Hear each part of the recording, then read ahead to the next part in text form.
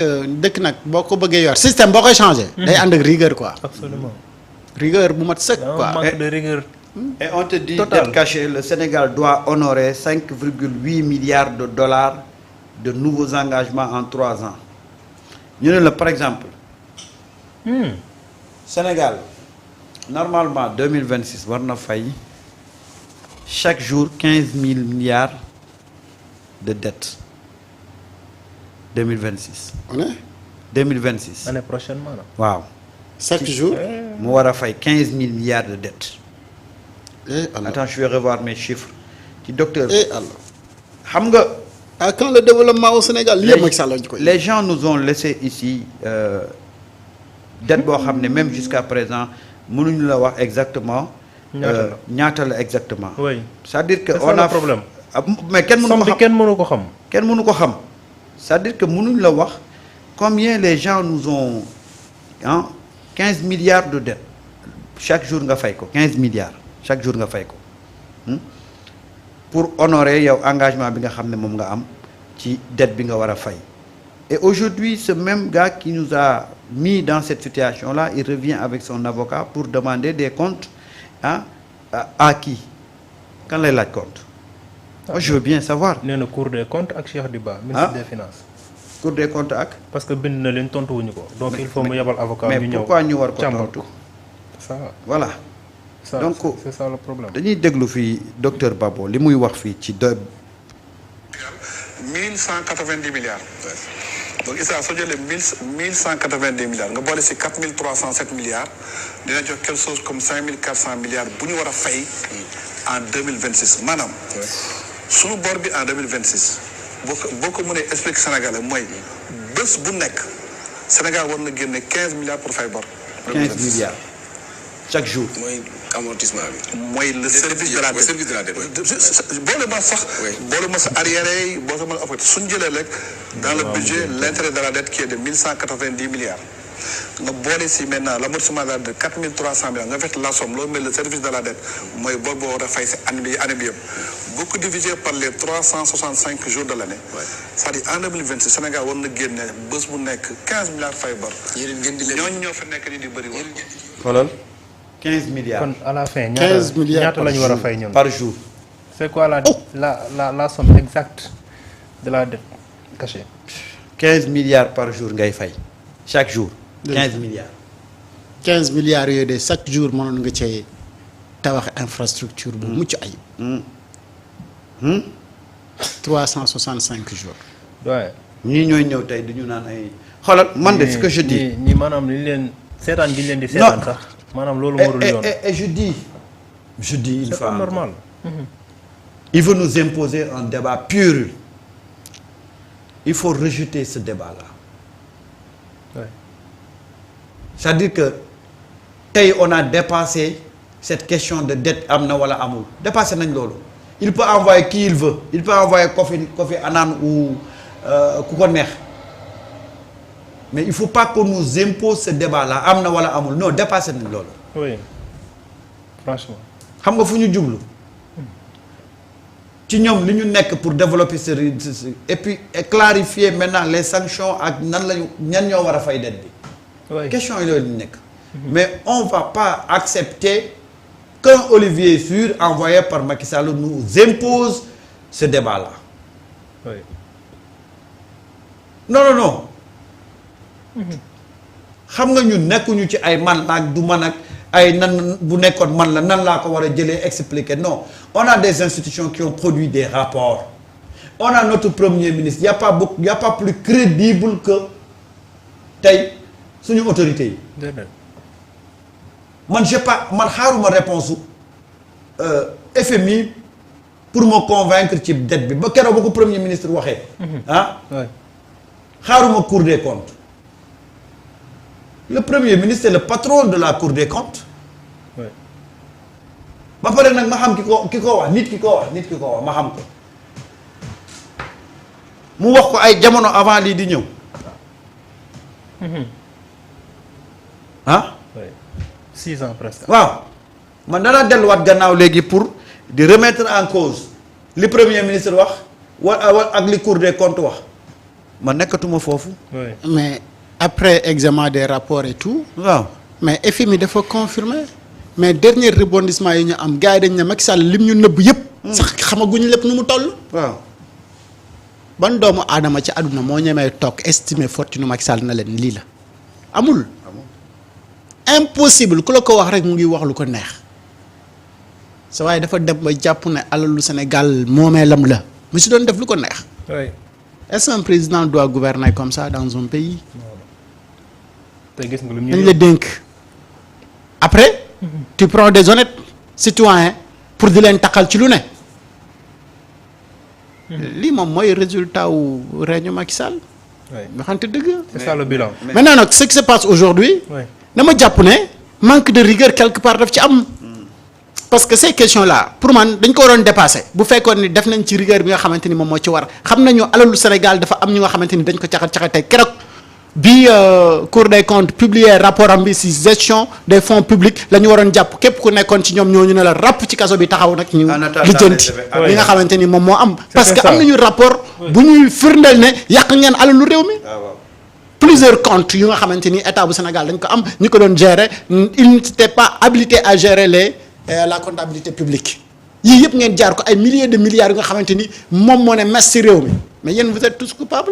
non son problème mooy pourquoi l'état képp ne ku mën a réagit bokk pas. ci gouvernement wu Macky Sall dama lay Qu'est-ce woon qui na la les kaay. empêche de réagir? fait partie des C'est ça le complices. problème. gis nga y a un document magazine bu génn ñu koy wax Sika Finance mu génn Washington la basé oui. ñu ne la un document budgétaire révisé publié par le gouvernement sénégalais révèle l'ampleur de la dette non signalée de l'ancienne administration, faisant exploser les prévisions de service de la dette publique pour les 3 prochaines années.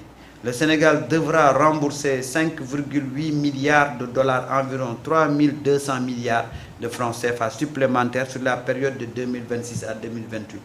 La pression financière est sans précédent. La facture de la dette pour 2028 enregistre une hausse spectaculaire de près de 50%. Voilà tey le Sika Finance di benn magazine économique oui. boo xam ne dafay génn lii la génne tey en se basant sur un document boo xam ne budgétaire publié par le gouvernement du Sénégal oui. xam nga situation yi boo ko dundee il faut passer à l'action ñun li ñu waroon xam yëpp xam nañ xam nañ ko. léegi xam nga ñun lan moo ñu desee ñi ñu waroon tëj yëpp lañ tëjagul waaye li ñu waroon xam nañ ko léegi c'est quoi le problème. ah boo ko xamee nga xam ko ah. le problème ma wax la lan la. na Fatima préparé vidéo du jour bi après ñu teg ko. ma wax la lan mooy problème bi. Macky Sall était le problème. Macky Sall. waaw en tant que président de la République du Sénégal taxawul Sénégal fa mu ko waroon taxawu te loolu nag boo ko jëlee rek da nga koy tàbbal ci haute trahison donc kii rek moom moo trahir Sénégal. wallaahi loolu moom mooy problème bi moom miy laaj compte moom moo war a rendre compte te nag àdduna neex. c'est ça le problème. et Wolof Njaay nag moom moo ne su bukki yabee waxambaane te ca doxin wala te lii nag moom bii nii da koy dëggal waaye bu gaañe amoon rigueur ak wala incarné véritable pouvoir bi ñu waroon incarné def li ñu war a def wallaahi. konoon deful ni de Macky Sall ba mu ne bër xët ndonte kenn rafetlu la mu def sélectionné ay nit ne ràpp ñenn ñi mu noppiloo leen gars yi dañ ne hé waa ji nag moom du nit donc ñëppay coopéré wala ñu dem fale ñii nag ba ñu amee ay preuves yu tangible Cour des comptes indi rapport sur la gestion des fonds publics ñu xam ko lii kon moo ko def gouvernement Macky Sall ana gouvernement Macky Sall gaa ñii la aca gars yi kaa leen toog nii ana tànnaa ñu lijjanti seen dossier loolu kese. am nga pourtant foo ko mën a teg léegi ñi si bokk nga di leen seppi ndànk-ndànk ñuy génn ñi nga xamante ni ñooy véritable responsable yi ñoo ñu payer les pots cachés mais véritable responsable bi du kenn ku dul mbërgu moom la de. waaw mbërgu nag moom kese la. ndax ba ma gisee gars yi abal ko avion bi keroog sama bopp bi métti na mu ne umra. ay waay gars yi nu ñu mën a abale suñu avion bi mbërgu defa fi ci réew mi lu war a tax nga jëndal ko business class bu mu demee déedéet. waxuma la nag di ko abal avion wu lëmm muy dem fii ak Maroc di ñëw loolu métti woon na ma de. doy na waar donc. waaye yàlla rek xam moo tax chaque jour may laaj. ka réceptionné avion ba Maroc kooku war naa ko gis de. mu wax ma lan la am ci décharge ci fiche. ne ma lii ak lii la waaj indiwaale bi mu ñëw loolu rek laa bëgg a xam. loolu bokk am na ku ci génnoon ci ñoom ni. lañ ci yóbbaale ci ay bagages moom bul xam. la ñu jëlee Sénégal yóbbu ko. ci ñoom la bokkoon de mais il était frustré. génn di wax. man de damay ragal gars yi dem yër. tam sant Sow waxoon na ci ay mbir yu doy war rek. vidéo yooyu moom xam naa dinaa ko wuraat fu mu mën a nekk. ba andiwaat ko fii. man de il faut ma def ko vidéo du jour. li ma ki yóbbu. non li ki ko réfectionné moom. kooku waroon na ma kii réceptionné affaire bi. non kooku waroon nañ ma wax ne ma. waroon naa ko daal gis ñu waxtaan ma ne ko waa yow décharge bi lan ak lan a ci nekk. dinañ ko jeexee yooyu il faut ñu xam nga Sénégal 24 moom day kii. mission spéciale laay def bu ngeen déggee ne dem naa Maroc rek xam nañ ne Marrakech laa bëgg dem xool yi. defi immersion. waaw xool vraiment. xam nga da ngay xool rek. tey tu prends le cas de Sarkozy. Sarkozy sàccul xaalisu français yi. mais jàpp nañ ko tëj ko. pour corruption passive. recel et de détournement de fonds publics libyens. mais loolu boo si doon topp Macky Sall du ci fenn mbërgu. Sarkozy n'a pas volé l'argent des Français. non. corruption passive. waaw parce que dañu jàpp ne. recel de détournement de fonds publics libyens. waaw dañu jàpp ne. Kadhafi daf ko doon jox xaalis boo xamante ni. waaw daf ko jëlee ci askanam. jox ko moom mu recalé ko te loolu sous forme de corruption la woon. en contrepartie pour que Sarkozy mën ko defal yenn yi. oui mais dama ne yii boo ko doon toppee mbërgu mais fu muy rëcce. moom Sarkozy ñaar lañ ko tëj 5 ans kon xam naa Macky moom ay 60 ans xanaa buñ ko. perpète ngeen 60. nañu dem déglu la vidéo du jour bi nga xam tey moom laa andi tey capitaine Dièye laa leen andil. capitaine Dièye ñëwaat na yëgoo ko. man de su ma gisee ñu bind démissionnaire rek damay reeraat daf may. waaw mais pourquoi ñuy bind loolu. capitaine ñëwaat na de yegg. mais balaa sa vidéo bi di ñëw. waaw mais capitaine. commencé waat na capitaine il n'est pas démissionnaire de. mais moom. dafa précipité ak une décision de radiation pour quitter les rangs. parce que dafa violer gravement les règles de militaire. parce que la grande muette la.